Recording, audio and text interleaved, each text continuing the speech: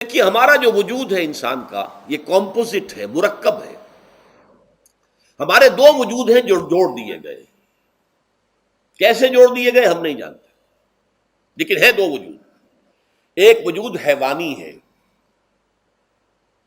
میں نے عرض کیا تھا پہلے ہی، ہر انسان ایک حیوان بھی ہے مکمل، سارے حیوانی تقاضے ہمارے اندر بھی ہیں۔ لیکن حیوان اور انسان میں بنیادی فرق یہ ہے کہ انسان کا جو اصل وجود ہے وہ روحانی ہے۔ اس روحانی وجود کی وجہ سے انسان کا وہ مقام ہوا کہ تمام فرشتوں کو اس کو سجدہ کرنے کا حکم دیا گیا۔ فَإِذَا سَوَّيْتُهُ وَنَفَخْتُ فِيهِ مِن رُوحِي فَقَعُوا لَهُ سَاجِدِينَ۔ فرشتوں سے کہہ دیا گیا تھا کہ میں ایک بشر پیدا کرنے والا ہوں مٹی سے، جب میں اسے پیدا کر لوں اور اس کی ناک پلک سنوار دوں، دو پلک درست کر دوں، تو پھر اس کے سامنے اور اس میں اپنی روح میں سے پھونک دوں تو گر پڑنا اس کے سامنے سجدے میں۔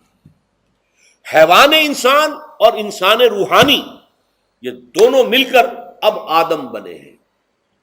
نمبر دو، اس حیوان انسان کا وجود زمین سے ہے، مٹی سے پیدا کی، مٹی سے، گارے سے، طین لازب سے، چپچکانے والے گارے سے، وہ جس میں کہ بدبو پیدا ہو جائے، یہ ساری باتیں کہی گئی ہیں۔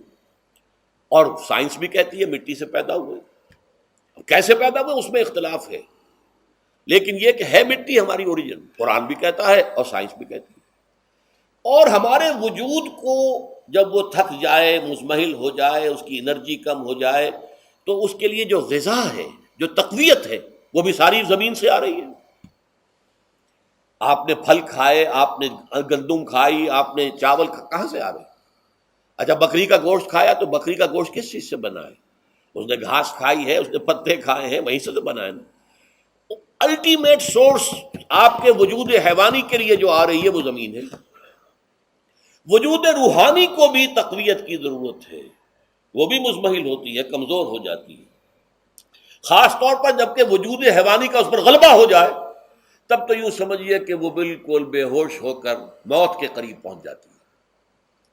اس کی تقویت، اس کی غذا وہیں سے آئی ہے جہاں سے روح آئی ہے، وہ کلام ربانی ہے، روح ربانی۔ نفخت فیہ من روحی، من روحی، من روحی، میں پھونک دوں اس میں اپنی روح میں سے۔ روح کا تعلق ذات باری تعالیٰ کے ساتھ ہے۔ اسی طرح کلام ربانی کہاں سے آیا ہے؟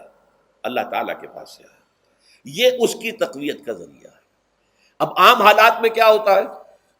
ہمارا یہ وجود حیوانی چھایا ہوا ہے ہمارے وجود کے اوپر، بیچاری روح جو ہے دبی رہتی ہے، پسی رہتی ہے۔ اگر خدا نے خواستہ ہم گناہ گار بھی ہیں، گناہ پر گناہ کا ارتکاب کر رہے ہیں، تو وہ روح جو ہے وہ قلب کے آئینے شیشے کے اندر ہے۔ فیہا مصباح، المصباح فی زجاجہ، الزجاجۃ کأنہا کوکب دری۔ قلب جو ہے ایک شیشے کے مانند ہے جس کے اندر روح کا چراغ جل رہا ہے۔ اب اگر یہ اوپر جو شیشہ ہے اس پر دھواں آ گیا، لالٹین کی چمنی پر دھواں آ گیا، تو اب روشنی باہر تو نہیں آئے گی۔ اگر انسان گناہ کرتا ہے تو قلب پر رین، زنگ آ جاتا ہے، یا حضور نے فرمایا ایک داغ لگ جاتا ہے، اور گناہ کرتا ہے اور داغ لگتا ہے، اور گناہ کرتا ہے اور داغ، یہاں تک کہ بالآخر پورا قلب سیاہ ہو جاتا ہے۔ اب وہ روح اندر بند ہو گئی، وہ دفن ہو گئی۔ اس کے لیے اب ضروری ہے کہ اب ایک پروگرام ایسا دیا جائے جو ریورس ہو جائے۔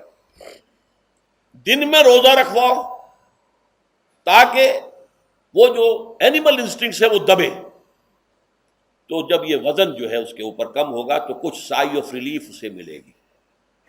جیسے بے ہوش آدمی پڑا ہے، اسے کوئی ہلکا سا ہوش آ رہا ہے، آپ نے پانی کے کچھ چھینٹے دیے، اس کے بعد آپ نے رات کو کھڑے ہو کر قرآن کے انوار کو اتارا، بارش برس رہی ہے روح انسانی کے اوپر، قلب روحانی، قلب انسانی کے اوپر، جس میں کہ وہ روح جو ہے وہ دفن ہے، وہ زندہ ہوگی اثر نو، ہوش میں آئے گی۔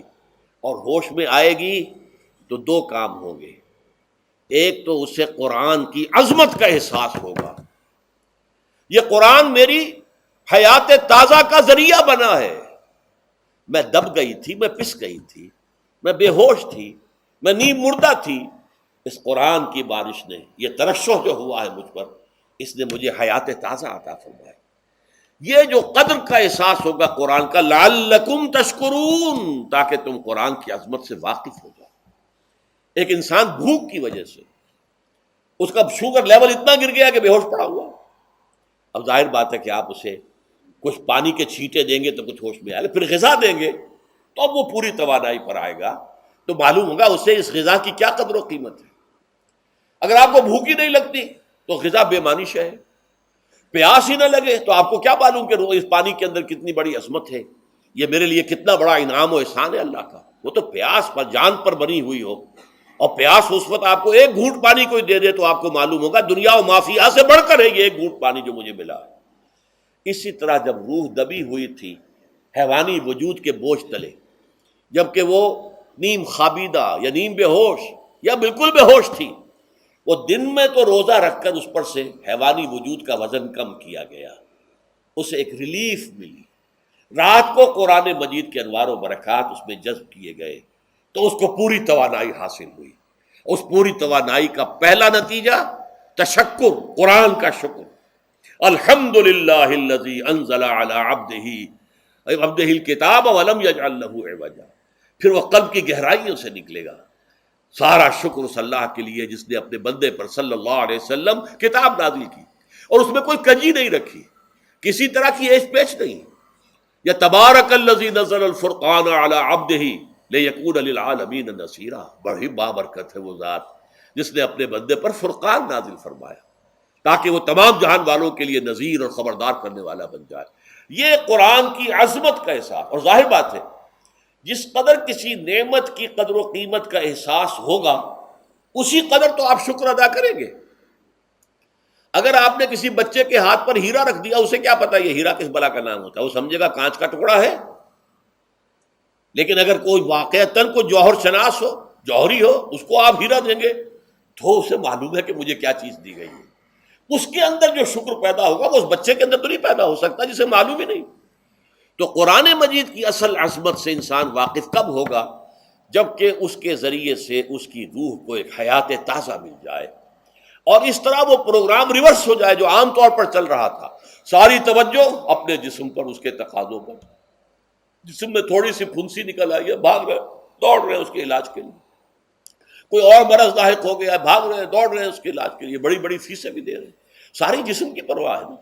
روزانہ نہا رہے ہیں اور اچھے سے اچھا صابن لا کر نہا رہے ہیں, وہ جسم کی پرواہ ہے نا, اس کی دیکھ بھال ہے.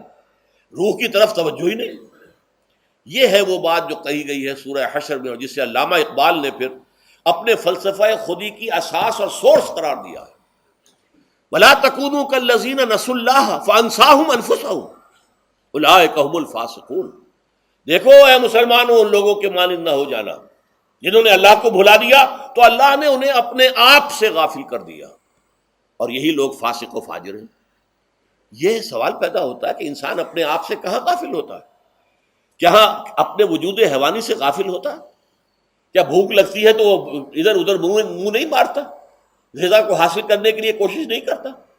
پیاس لگتی ہے تو کیا پانی یا کوئی اور مشروب تلاش نہیں کرتا؟ کوئی بیماری لاحق ہوتی ہے تو کیا اس کے علاج کی طرف توجہ نہیں کرتا؟ اسے آرام کی حاجت ہوتی ہے تو آرام نہیں لیتا؟ اپنے اس وجود سے تو غافل نہیں. کون سے وجود سے غافل ہوا ہے؟ وہ روحانی وجود سے غافل ہے. بھول گیا کہ میرے اندر روحانی وجود بھی ہے اور اس کا تعلق ذات باری تعالیٰ کے ساتھ ہے. اس نے سمجھا کہ میں بس حیوان ہوں, نرا حیوان ہوں, اپنے اس وجود کی اصل حقیقت ہی سے بے خبر, غافل. چنانچہ آج کے دور کا سب سے بڑا المیہ کیا ہے؟ ڈاروین کے نظریے کے جو اثرات پیدا ہوئے ہماری معاشرت پر, ہماری سوچ پر, ہمارے فکر پر, ہمارے فلسفے پر, ہماری سوشولوجی پر, وہ کیا ہے کہ ہم بھی نرے حیوان ہیں. اللہ اللہ خیر صلی. یہ سب سے بڑی محرومی ہے اس دور کی کہ انسان اپنے اصل شرف سے خود ہی مستعفی ہو گیا. ہمارا کوئی وجود ہے ہی نہیں روحانی وغیرہ. روح کسے کہتے ہیں ہم نہیں جانتے, بس یہ جسم ہے. ہم اللہ کو نہیں جانتے کون ہے کون نہیں ہے. ہوگا, ہم تو اس کائنات کو جانتے ہیں. ہم روح سے واقف نہیں, ہم تو اپنے جسم کو واقف ہیں. آخرت سے ہمیں کچھ پتہ نہیں, شاید ہو شاید نہ ہو, کچھ پتہ نہیں. لیکن یہ زندگی تو ہے, اسے ہم جانتے ہیں. یہ ہے آج کے انسان کا سب سے بڑا المیہ.